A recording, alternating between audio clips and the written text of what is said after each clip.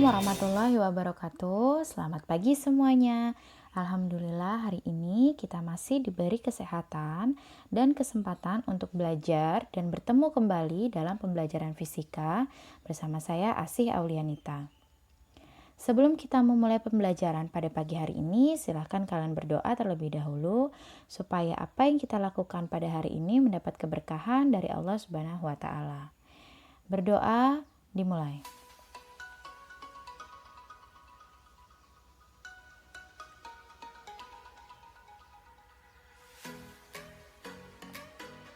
Berdoa selesai.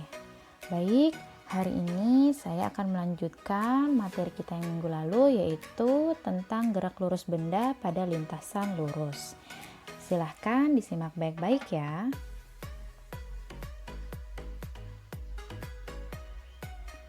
Nah, jadi kalau untuk minggu lalu peta konsepnya adalah yang saya jelaskan itu kemarin adalah tentang gerak lurus. Kemudian gerak lurus itu mencakup apa? Yang pertama ada besaran. Besaran pada gerak lurus yang pertama itu ada jarak dan perpindahan. Kemudian ada kelajuan dan kecepatan. Jadi minggu lalu ini sudah saya bahas. Untuk pertemuan kita kali ini yang akan saya bahas itu adalah yang pertama adalah percepatan dan perlajuan. Kemudian ada lagi jenis gerak lurus. Jenis-jenis gerak lurus itu apa saja? Yang pertama itu dibedakan menjadi gerak lurus beraturan atau GLB, dan yang kedua itu adalah gerak lurus berubah beraturan atau GLBB. Nah, jadi pertemuan kita hari ini akan membahas tentang ini semua, yaitu percepatan dan perlajuan, jenis gerak dibedakan menjadi GLB dan GLBB. Masih besaran pada gerak lurus tadi yang ketiga, gitu ya. Ketiga, yang pertama tadi adalah jarak dan perpindahan, kemudian ada kecepatan dan kelajuan, dan yang ketiga ini harusnya di sini C, yaitu adalah percepatan. Nah, apa itu percepatan? Percepatan atau percepatan rata-rata ya adalah perubahan kecepatan dalam satu satuan waktu. Percepatan itu termasuk besaran vektor, sehingga rumusnya itu adalah ART atau percepatan rata-rata berarti adalah perubahan kecepatan delta V per delta T. Kenapa dia besaran vektor? Karena kecepatan merupakan besaran vektor. Kecepatan minggu lalu itu rumusnya adalah delta S per delta T, berarti ada perubahan posisi dibagi perubahan waktu. Kalau untuk percepatan berarti perubahan kecepatan dibagi perubahan waktu, yaitu V2 dikurang V1 dibagi T2 dikurang T1. Berarti keterangannya adalah untuk V2 berarti kecepatan akhir, V1 kecepatan awal, T2 waktu akhir, dan T1 adalah waktu awal, gitu ya. Nah, apa kemudian percepatan sesaat? Kalau percepatan sesaat berarti perubahan kecepatan dalam satu satuan waktu yang sangat singkat. Biasanya kalau untuk percepatan sesaat itu di dalam soal ada kata-kata tentukanlah percepatan saat. Nah, berarti ketika ada kata-kata saat berarti itu berarti percepatan sesaat, seperti itu. Nah, kemudian kita lanjut lagi. Kita masuk ke jenis gerak lurus. Untuk jenis gerak lurus, yang tadi kan besaran pada gerak lurus. Sekarang jenis gerak lurus. Jenis gerak lurus tadi ada dua, yaitu gerak lurus beraturan dan gerak lurus berubah beraturan. Apa itu gerak lurus beraturan? Adalah gerak suatu benda pada lintasan lurus dengan kelajuan tetap. Jadi kata kuncinya adalah kalau pada GLB, kelajuan tetap percepatannya 0. Artinya benda memiliki kelajuan tetap jika benda menempuh jarak yang sama untuk selang waktu yang sama. Jadi kata kuncinya adalah kelajuan atau kecepatan tetap, sedangkan percepatannya adalah 0. Tuh, berarti dari kelajuannya selalu sama. Nah, ini adalah grafik GLB, yaitu antara jarak terhadap waktu. Nah, jadi untuk grafiknya seperti ini. Sedangkan grafik grafik kecepatan, ini adalah kecepatan, ibu salah ketik ya, berarti ini adalah grafik kecepatan terhadap waktu atau VT. Kalau VT berarti seperti ini. Nah, kalian lihat grafiknya. Jadi Ibu di sini salah ketik atau typo ya. Berarti ini adalah V dan ini adalah waktu. Kalau terhadap jarak terhadap waktu berarti ini adalah S, ini adalah T, berarti ini adalah yang garis miringnya ini adalah V-nya. Tapi kalau pada grafik antara kecepatan dan waktu, ini kecepatan, ini waktu, sedangkan ini adalah jaraknya, ini adalah S, gitu ya.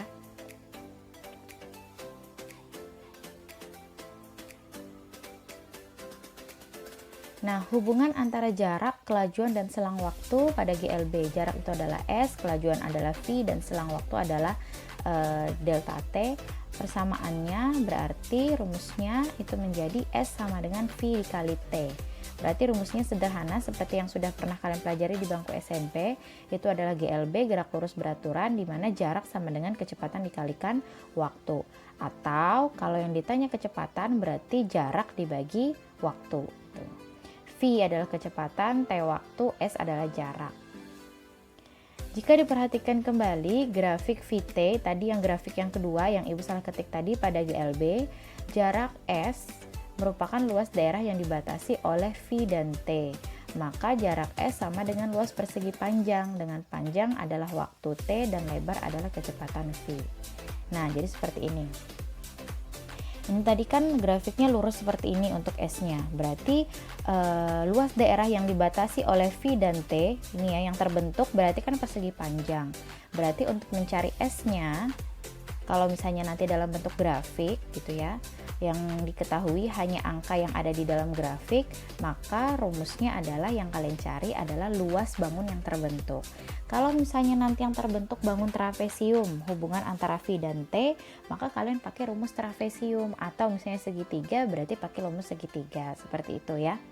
Kalau dia soalnya nanti dalam bentuk grafik. Nah, yaitu luas daerah yang diarsir sama dengan jarak tempuh. Artinya ketika kalian mencari jarak tempuh, berarti itu sama aja dengan luas daerah yang diarsir. Nah, yang kedua jenis gerak lurus, yaitu gerak lurus berubah beraturan. Kalau gerak lurus beraturan tadi kecepatan tetap, percepatannya 0. Bedanya dengan GLBB berarti kecepatan berubah. Kecepatan secara teratur berubah, berarti ini kecepatan berubah secara teratur dengan percepatan tetap. Ibu sini kurang harusnya kecepatan berubah secara teratur dengan percepatan tetap. Kalau GLB tadi kecepatan tetap, percepatannya 0. Kalau ini kecepatan berubah secara teratur, percepatannya tetap. Tuh. Nah, untuk persamaannya itu ada 3. Jadi nanti kapan sih kalian menggunakan persamaan 1, 2, dan 3 itu nanti tergantung dari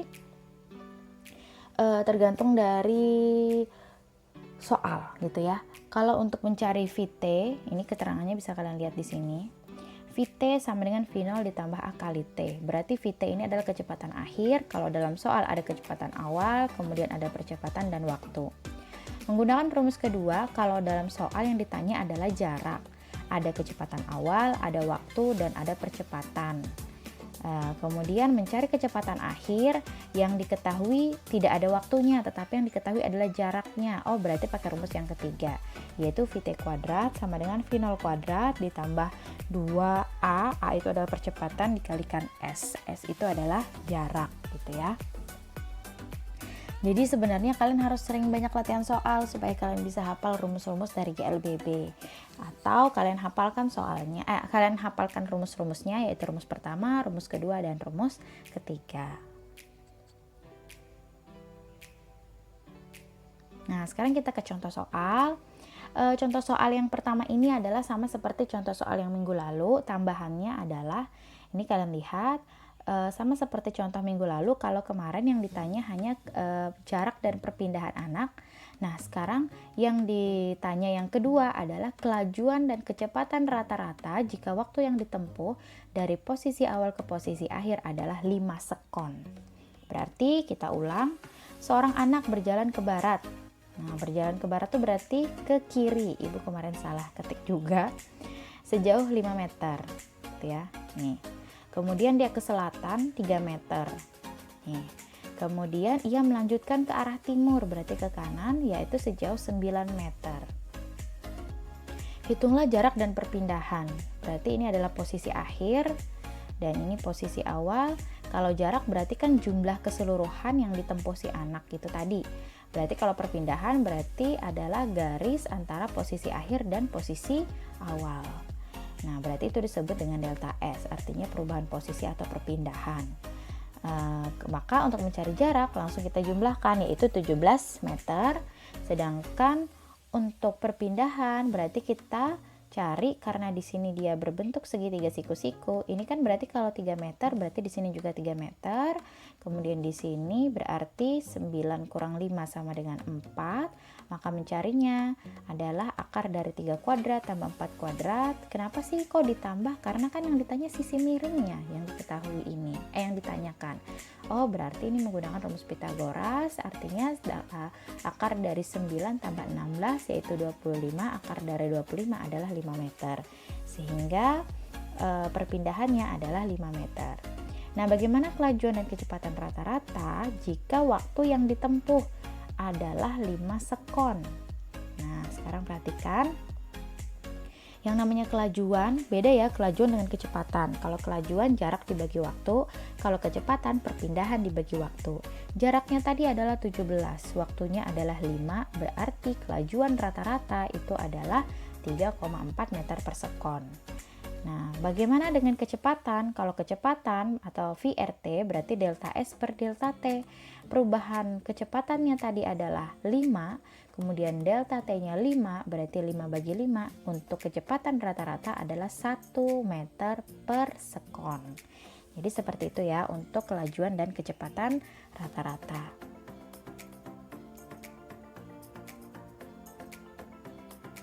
Kemudian contoh soal yang kedua. Nah, sekarang perhatikan contoh soal yang kedua.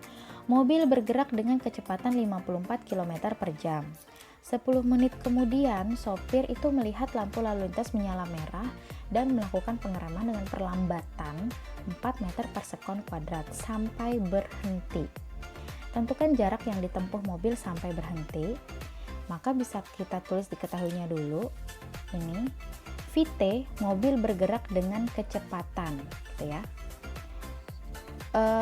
Ini sebenarnya bukan VT, ini harusnya V0, gitu ya. Ibu salah ketik juga, mohon maaf, typo. Mobil bergerak dengan kecepatan 54, berarti itu adalah V0, kecepatan awalnya 54 km per jam. Nah, satuan SI itu kan meter per sekon, berarti harus kalian ubah. Dapat dari mana sih 15 ini? Nah, ini ibu coba contohkan saja. 54 ini berarti gini. 54 kilometer per jam.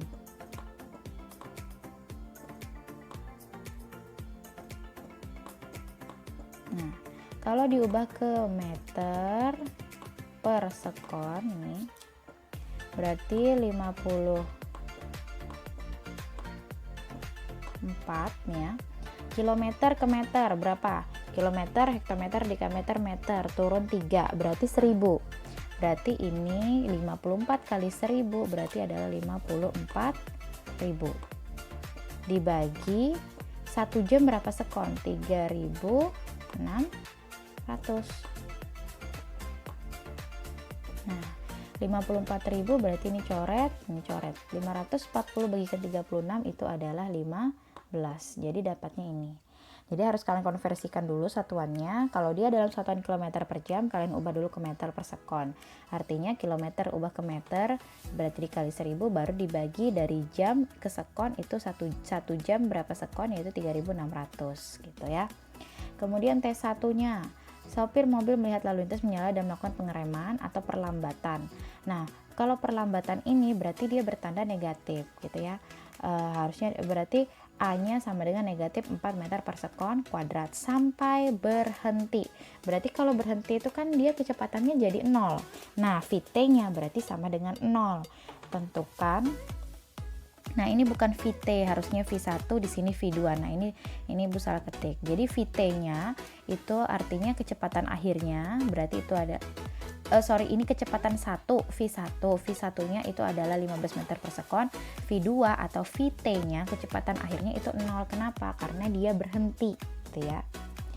Nah, maka yang ditanyakan adalah jarak yang ditempuh mobil sampai berhenti dari dia mulai melakukan pengereman. Nah, bisa kita lihat ketika dia bergerak dengan kecepatan 54 km per jam, berarti kan dia bergerak dengan kecepatan tetap, berarti dia adalah GLB. Sehingga mencari S1-nya itu adalah V1 kali T1. V1-nya tadi adalah 15, ingat ya ini bukan VT tapi V1 Ibu typo, berarti 15 dikalikan 600. 600 ini dari mana? 10 menit berapa sekon? 1 menit kan 60, berarti kalikan 10 adalah 600. Berarti 15 kalikan 600 itu adalah 9.000 meter. Kemudian mencari jarak kedua, ini ya. Mencari jarak kedua itu kenapa Ibu hapus dulu yang ini.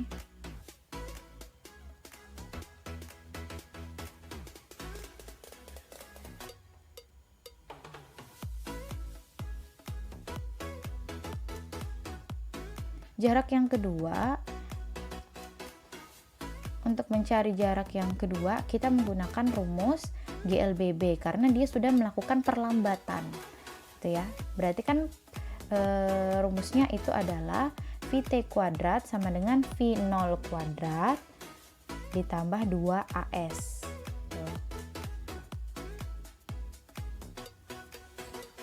Nah, sehingga kenapa menggunakan rumus yang ini, rumus yang ketiga ya, karena yang ditanya adalah jarak, kemudian ada kecepatan awal dan ada kecepatan akhir, gitu ya. Kalau sebenarnya di sini kan juga ada T, kenapa nggak pakai rumus yang kedua? Karena T-nya ini berlaku pada gerak lurus beraturannya, sehingga VT kuadrat sama dengan V0 kuadrat tambah 2AS. VT kuadratnya itu adalah 0 karena dia berhenti tadi kan, kecepatannya berarti sama dengan 0. Kemudian V0-nya berarti itu adalah V1-nya yaitu 15 meter, berarti 5 meter per sekon, atau berarti di sini karena rumusnya kuadrat dikuadratkan dikurang. Kenapa dikurang? Karena dia melakukan perlambatan sehingga ini bertanda negatif. Negatif 2 dikalikan A-nya 4, kemudian S-nya yang ditanya. Sehingga 225 dikurang 8S, 8 ini kita pindah ruas berarti dia menjadi positif, 8S sama dengan 225, sehingga S sama dengan 225 dibagikan 8. Maka hasilnya adalah 28,125 meter. Untuk mencari jarak total berarti dari jarak dia mulai melakukan pengereman berarti kan S1 ditambah S2. Sehingga 9.000 tambah 28,125 meter menjadi 9.028,125 meter. Sebenarnya sampai sini sudah benar. Tetapi kalau kita mau ubah menjadi kilometer, maka menjadi 9,028 kilometer, gitu ya. Jadi jarak yang ditempuh mobil sampai berhenti itu adalah 9,028 kilometer. Gitu. Sampai sini bisa dipahami? Silahkan kalian pahami dulu, gitu ya. Baik, kita lanjut ke contoh soal yang berikutnya. Nah, contoh soal ini adalah berbentuk grafik. Perhatikan grafik pergerakan benda berikut. Nah, sekarang kalian lihat hubungan antara V dan T. Berarti kalau hubungan grafik antara V dan T pasti yang ditanya adalah jarak, gitu ya. Berdasarkan grafik tentukan jarak yang ditempuh. Berarti yang namanya jarak adalah garis bagian daerah yang di bawah garis. Berarti yang bagian ini nih. Sehingga kalian lihat bentuknya ini apa sih? Oh, bentuknya ternyata trapesium nih karena ada jumlah sisi sejajarnya gitu ya. Tapi dia beda jaraknya. Sehingga bisa kita ketahui bahwa V0-nya adalah 10. Ini kan kecepatan awal dia bergerak dari sini. Kemudian kecepatan akhirnya adalah 25. Ini kan kecepatan nih. Sedangkan T-nya dari sampai di kecepatan 25 itu adalah 10 sekon. Udah, harusnya nggak usah bingung-bingung, langsung aja cari S-nya, berarti kan luas daerah yang diarsir. luas daerah yang terbentuk antara V sama T. Di bagian bawahnya ya, bukan bagian atas, tapi bagian yang di bawah garisnya ini. Nah, berarti rumusnya trapesium adalah jumlah sisi sejajar kali tinggi kali setengah. Udah, masukkan nilainya. A-nya itu yang mana? Terserah kalian mau ngambil yang ini A. Oh, berarti dari ini sampai sini 10. Dari sini sampai sini berapa? 25 kan? Sedangkan untuk tingginya, tinggi dari trapesium itu adalah 10. 10 tambah 25 itu 35 kali 10 350 bagi 2 sama dengan 175 meter. Maka jarak yang ditempuh oleh benda yang bisa kita lihat di grafik itu adalah 175 meter, seperti itu. Baik, untuk penjelasan Ibu tentang jenis gerak lurus sampai di sini dulu. Silahkan kalian pahami. Jika ada yang ingin ditanyakan, silahkan bertanya. Ibu akhiri. Assalamualaikum warahmatullahi wabarakatuh. Sampai jumpa minggu depan.